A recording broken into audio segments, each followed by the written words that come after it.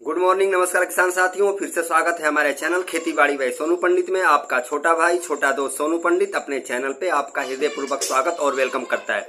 किसान साथियों, आज मैं आपका ज्यादा समय और ज्यादा वक्त ना लेते हुए फटाफट मैं पॉइंट पे आऊंगा और आपसे बात करूंगा मुख्य पॉइंट पे।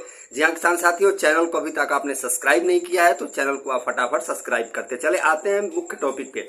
किसान साथियों, आज हम आपसे बात करने वाले हैं ऑर्गेनिक डीएपी और ऑर्गेनिक यूरिया आप अपने घर पे मिक्सेबल करके कैसे बनाएंगे, जो कि आपके रासायनिक जो मार्केट से आप खरीद करके यूरिया और डीएपी लाते हैं उससे भी ज्यादा हाई पावर और जबरदस्त शक्तिशाली यूरिया आप अपने घर पे मात्र कुछ रुपए खर्च करके आप एकड़ के एकड़ खेतों में इसका प्रयोग और सेवन कर सकते हैं। जी हाँ किसान साथियों, बने रहिएगा वीडियो के आखिर तक। मैं आपको एक एक तरीका, बारीकियां और इसके साथ साथ इसको बनाने की विधि और इसको अपने फसलों में छिड़काव करने की विधि, मैं तमाम विधियों के साथ साथ इसकी थोड़ी सावधानियां भी है जो कि मैं आपको बताते चलूंगा। बने रहिएगा वीडियो के आखिर तक।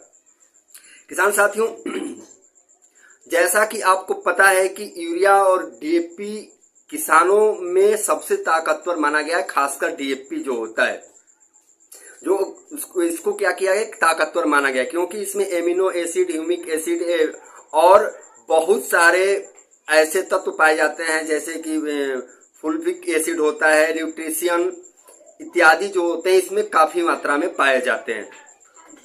और अगर हम ऑर्गेनिक डीएपी बनाते हैं, ऑर्गेनिक डीएपी अगर आप अपने घरों में बनाते हैं तो आपको जो आप ऑर्गेनिक डीएपी और यूरिया का जो मिक्स आप अपने घर पे बना रहे हैं इसमें भी आपको क्या होगा कि phosphorus, potash, calcium, magnesium, zinc, copper, iron उस जैसे जो फसलों के लिए जरूरी पोषक तत्व होते हैं, आप इन सब पोषक तत्वों की जो जरूरत है वो अपने घर पे अपने हाथों से आप बनाएंगे। दोस्तों, अब आपको बनाने की विधि क्या करनी है, कैसे आपको बनाना है और इसका प्रयोग कैसे करना है, मैं यह भी बताऊंगा। तो आपको करना क्या है किसान साथियों कि पहले आपको एक 200 लीटर का क्या करना है, टैंक लेना है। 200 लीटर अगर आप अपने रकबे के अनुसार, जैसा कि अगर आपके पास 1 एकड़ का खेती है, फसल चाहे कोई भी हो, सब्जी का फसल एनीबडी कोई हो, अनाज में जो भी है धान, गेहूं, बाजरा, ज्वार जो भी आपकी फसल हो, उसके बाद क्यारियां जो होती हैं, फूलों की क्यारियां होती हैं, फूलों के पौधे, यानी कि यह एक एंटीबायोटिक आप डीएपी और यूरिया बना रहे हैं जो कि आपके हर फसलों के पोषक तत्व जो उनको जरूरत होती है वह इस डीएपी और यूरिया से आप ऑर्गेनिक डीएपी और यूरिया बना करके मार्केट का आप 1 रुपये भी खादों में आप खर्च नहीं करेंगे। यकीन मानिए दोस्तों, ये आजमाया हुआ नुस्खा मैं आपको बताने वाला हूं। अब आपको करना क्या है कि आपको एक 200 लीटर का टैंक लेना है। 200 लीटर का जो टैंक होता है, ड्रम होता है इसको बोलते हैं, 200 लीटर का टैंक लेना है। अगर 1 एकड़ की आपने खेती कर रखी है, चाहे किसी की भी हो, अनाज हो या सब्जी हो या बागवानी हो, कोई भी हो, किसी चीज में यह काम करता है और पूरा हाई पावर के रूप में काम करेगा। अब आपको क्या करना है, 200 लीटर आपको टैंक लेना है। टैंक में क्या करना है, आपको पानी भर देना है। पानी कम से कम उसमें थोड़ा सा खाली रहे ड्रम और पानी से उसे भर देना है, यानी 4 इंच 5 इंच तक खाली रखें और उसको पूरा पानी से आप भर दें। भरने के बाद आपको क्या करना है, जो गाय भैंस या किसी भी जानवर का जो होता है कंडा होता है, उपला बोलते हैं, हमारे यहाँ अंगीठी बोलते हैं बिहार में, और तमाम जगहों पे अलग अलग नामों से जाना जाता है। राजस्थान, हरियाणा में उपला कहते हैं, जो गाय और भैंस के गोबर से बनता है। और इतना आपको एक चीज सावधानी रखनी है कि उपला आपका 6 महीना साल भर पुराना हो, नया उपला इसमें प्रयोग नहीं करना है। ऑर्गेनिक डीएपी बनाते वक्त आपको इतना ध्यान रखना है कि आपका उपला पुराना से पुराना हो, जितना भी पुराना हो, 10 साल पुराना हो चलेगा, 1 साल 2 साल पुराना हो चलेगा, बट नया उपला आपका प्रयोग नहीं होना है इसमें। इस चीज का आपको सावधानी रखना है। अब क्या करें कि आप 200 लीटर पानी के लिए आप क्या करेंगे किसान साथियों कि 100 उपले ले लेंगे। 100 उपले या आप 80 उपले ले लें। आपको क्या करना है कि उन उपलों को 200 लीटर पानी में, टैंक में क्या करना है, आपको डुबो देना है। और उसके बाद जैसा कि अब उपला इसमें क्यों हम डालते हैं, उपला का आपको मैं बता देता हूं कि उपला का डालने का फायदा क्या होता है। तो जो होता है उपला में जो होता है गाय और भैंस के जो गोबर में होता है, रोगों और कीटों से लड़ने के लिए इसमें रोग प्रतिरोधक जो होते हैं क्षमता क्या हो जाती है कि इसमें बहुत ज्यादा होती है, जो कि आपको पौधों को ये ऑटोमेटिक बढ़ा देते हैं, प्रतिरोधक क्षमता बढ़ा देते हैं रोगों से लड़ने के लिए और कीटों से भी लड़ने के लिए। और उसके साथ साथ बूस्टर पोषक तत्व भी क्या होते हैं इसमें पाए जाते हैं उपलों में। अब उसके बाद अब आपको क्या करना है कि आप थर्ड में क्या करना है, आपको 200 लीटर पानी, अगर आपने पहले 200 लीटर पानी तो आपने रखा ही है, तो आप हम मात्रा बता रहे हैं 1 एकड़ का, इतना आपको ध्यान में रखना है। 1 एकड़ खेती का मैं आपको ये मात्रा बता रहा हूं। अब उसके बाद क्या करना है, 200 लीटर पानी में आपको कम से कम 5 से 6 केजी दही लेना है। जो दूध का दही होता है वह आपको क्या करना है, ले लेना है। अब दही का प्रयोग इसमें हम क्यों करते हैं किसान साथियों, तो आपको पता होता है, आपको जानकारी है कि दूध से ही दही बनता है, जो कि दूध में क्या होता है कि बहुत मात्रा में प्रोटीन और लैक्टोजोन क्या होता है कि इसमें पाया जाता है, जो कि लैक्टिक एसिड से दही बनता है। लैक्टिक एसिड जो दूध में होता है उसी से कन्वर्ट हो जाता है या दही के रूप में।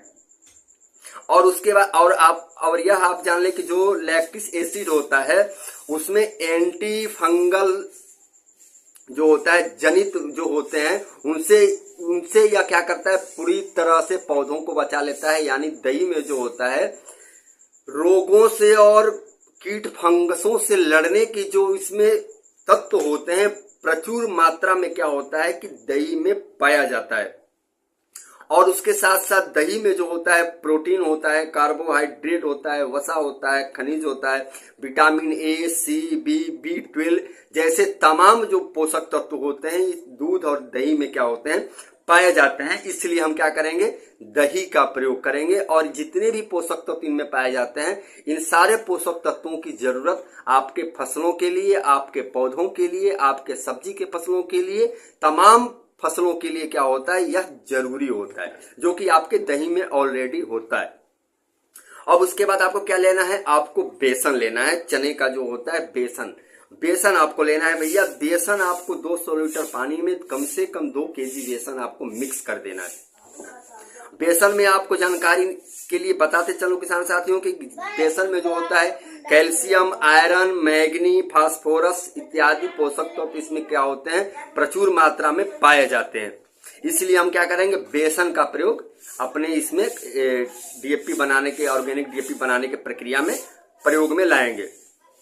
अब उसके बाद आपको क्या करना है कि अब छठवें स्टेप पे आपको क्या करना है, गुड़ लेना है। गुड़ आपका जितना खराब से खराब गुड़ हो जो पशुओं को खिलाते हैं, वह गुड़ 3 प्रकार के होते हैं। एक फर्स्ट क्लास होता है, सेकंड और एक थर्ड क्वालिटी का होता है। आपको अगर गुड़ मिल जाता है सस्ते क्वालिटी में मार्केट से, आप बिल्कुल सस्ता जो गुड़ होता है वह लाएं। सड़ा गला गुड़ हो ज्यादा बढ़िया होगा। अगर नहीं के जगह पे आपको सड़ा गला गुड़ नहीं मिलता है तो आप कोई भी गुड़ का प्रयोग कर सकते हैं। गुड़ आपको लेना है कम से कम 2 केजी लेना है 200 लीटर पानी में।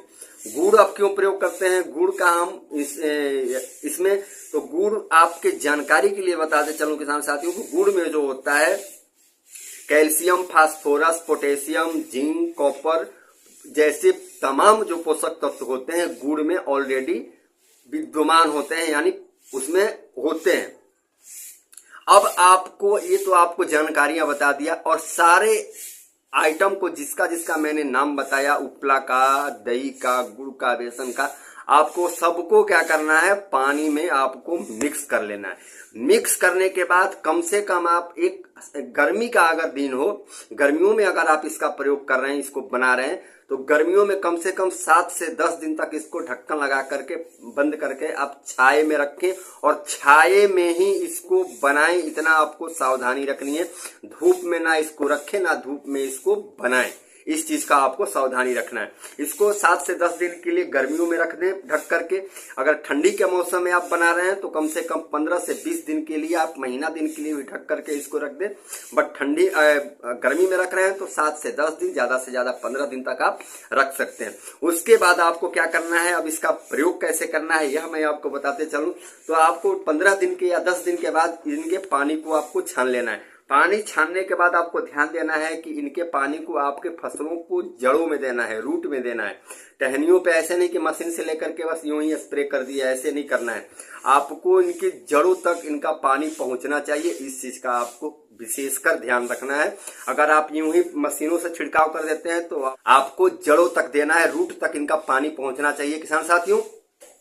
अब उसके बाद आपको क्या करना है, अब जैसा भी किसी भी तरीके से आप इनको जड़ों तक, अनाज वाले फसलों में देना है तो नॉर्मली आप पानी, अगर आप सिंचाई कर रहे हैं तो सिंचाई के वक्त भी इनका पानी आप खेतों तक पहुंचा सकते हैं।